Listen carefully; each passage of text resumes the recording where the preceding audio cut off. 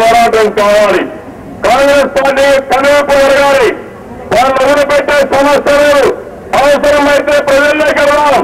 Congress party Andhra Pradesh రాష్ట్రం నుంచి పారదూల వరకు కనుగోలు చేసే వరకు ఈ ఉద్యమం ఆగకూడదు. మన ప్రజలకు అన్యాయం చేశారు, మన రైతులకు అన్యాయం చేస్తున్నారు. అలాంటి పార్టీని మనం వదిలిపెట్టే సమస్య లేదు. ఇప్పుడు కూడా కోరుతున్నాను, వేషాలు వదిలిపెట్టండి. కాంగ్రెస్ పార్టీ ప్రధానమంత్రి ఆలోచించాలి. దీనికి రాజకీయ సొల్యూషన్ తప్ప, రాజకీయ పరిష్కారం తప్ప ఇంకొక మార్గం లేదు. నిన్న కూడా కోర్టు చెప్పింది, మాకు ఏమంత అభ్యంతరం లేదు. బయట అటు రెండు ప్రభుత్వాలు కేంద్ర ప్రభుత్వం కూర్చొని ఈ సమస్యల పరిష్కారం చేయమని. మేము మొదటిసారి వచ్చినప్పుడు నారాయణ గారు కానీ మేమంతా కూడా వినోద్ కుమార్ గారు కానీ ప్రధానమంత్రి గారిని కలిసాం. కలిసి చాలా స్పష్టంగా చెప్పాం, 1.5 సంవత్సరం అయింది, మీరు ఈ సమస్య పరిష్కారం చేయండి. మీ దగ్గర CWC ఉంది, ఎవరిది న్యాయమో ఎవరిది అన్యాయం ఆలోచించండి.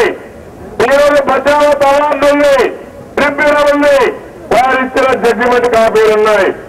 అవన్నీ పెట్టుకొని న్యాయం చేయమని మేము కోరాం. న్యాయం చేసే తీరిక ఈ ప్రధానమంత్రికి లేదు. ఇంతవరకు ఆలోచించిన పాపాన పోలేదు. కనీసం ఒక మీటింగ్ పెట్టే పాపాన పోలేదు. కనీసం అది కూడా కాకపోతే ఒక 5-6 మంది ఇంజనీర్లు పెట్టి ఆ 5-6 మంది ఇంజనీర్లు మొత్తం ప్రాజెక్టులను ఇన్స్పెక్ట్ చేసి ఏది వాస్తవం, ఏది అవాస్తవం, ఏది న్యాయమో నిగ్గుదీసే శక్తి కూడా ఈ ముఖ్యమంత్రి కానీ ప్రధానమంత్రి కానీ లేదు. ఈ ప్రధానమంత్రి ఒకటి ఆలోచిస్తున్నారు, తెలుగు వారంటే ఏమీ చేయాలనుకుంటున్నారు.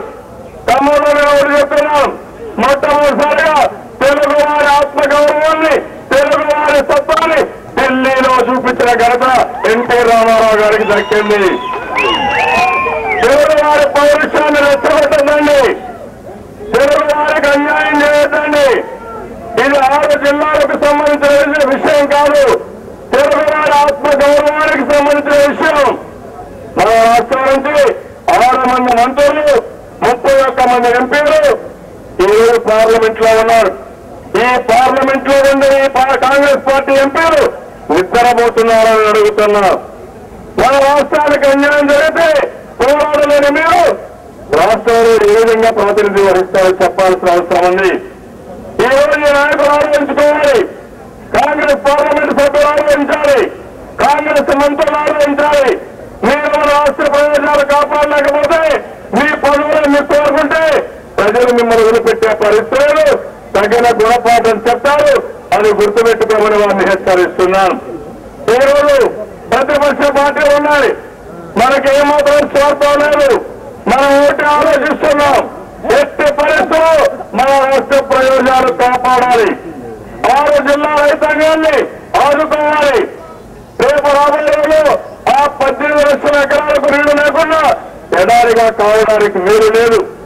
మీరు ఒక్కసారి ఆలోచిస్తే 75 లేకుంటే ఇంకా ముందుగా ఈ ప్రాజెక్ట్ ఎప్పుడో ప్రారంభించారు. ఆ ప్రాజెక్టు ప్రారంభిస్తే ఆ రోజు మీరు చూస్తే ఏదైతే వరల్డ్ బ్యాంక్ ప్రాజెక్ట్ కింద డబ్బులు తీసుకొచ్చి 1250 కోట్ల రూపాయలు ఖర్చు పెట్టి ఈ యొక్క వరంగల్లో 2,50,000 ఎకరాలకు అదనపు ఆయకట్టు కానీ, అదే మరి కరీంనగర్ లో 4,50,000 ఎకరాలు ఏదైతే గ్యాప్ ఆయకట్టు ఉందో దాన్ని పూర్తి చేసిన ఘనత తెలుగుదేశం పార్టీకి దక్కింది.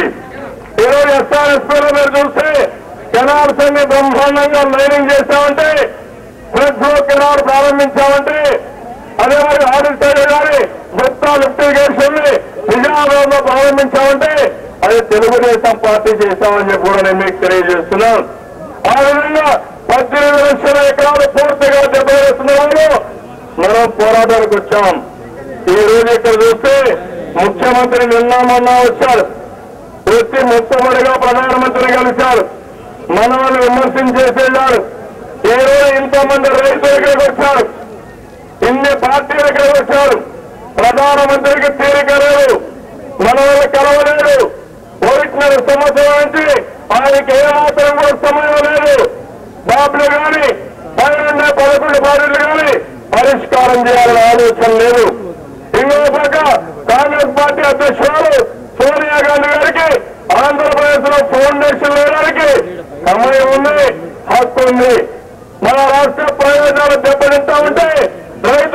అంటా ఉంటే కనీసం దాన్ని పరిష్కారం చేయాలని ఆలోచన వారికి కూడా లేదు. కాంగ్రెస్ నాయకులు మాట్లాడుతున్నారు, ఇలాంటి జరిగినప్పుడు మేమైనా పోరాడతాం, మేమైనా ఒత్తిడి చేస్తామని కాంగ్రెస్ నాయకులు ఆలోచించడం లేదు.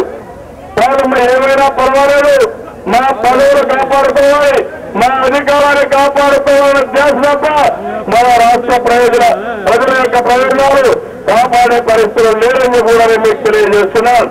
అందుకని రైతులందరూ ఆలోచించాల్సిన అవసరం ఉంది. తెలుగు వారి ఆత్మ గౌరవానికి సంబంధించిన విషయం, మన రాష్ట్ర హక్కుకు సంబంధించిన విషయం. తెలుగు వారికి అన్యాయం జరిగితే రాష్ట్రంలో ఉండే తెలుగు వారందరూ కూడా సమైక్యంగా పోరాడతాం. కడపు మనకు న్యాయం జరిగే వరకు అవసరమైతే కేంద్ర ప్రభుత్వం యొక్క మెడలు వంచినా సరే మనకు న్యాయం చేపిస్తామని చెప్పి న్యాయం చేపిస్తామని తెలియజేసుకుంటూ ఈ యొక్క సందర్భంలో చాలా కష్టపడి వచ్చారు. ఈ ధర్నా సందర్భంగా నేను మిమ్మల్ని అందరినీ ఒట్టగొడుతున్నాను. ఈ రోజు మనందరం కూడా మనకు జరిగిన అన్యాయం పైన ఇక్కడ నుంచి నేరుగా ప్రధానమంత్రి గారిని కలవాలి పోదాం. మనకి ఇంటర్వ్యూ ఇవ్వడం, మన సమస్య పరిష్కారం చేయమందాం.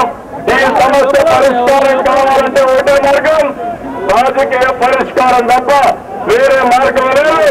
ఇది తత్వమే పరిష్కారం చేసేవారు ఈ పోరాటం చేస్తామని గట్టిగా మేము కూడా వెళ్తామని అందరూ కూడా తోపట్టుబట్టి మీ అర్థాన్ని కూడా తెలియజేసుకుంటూ అందరినీ తెలియజేసుకుంటున్నాను. అందరికీ దయచేసి జెండా ఒక కింది పెట్టండి, ముందర జెండాలే. ఇప్పుడు ఒక్క నిమిషం వినండి.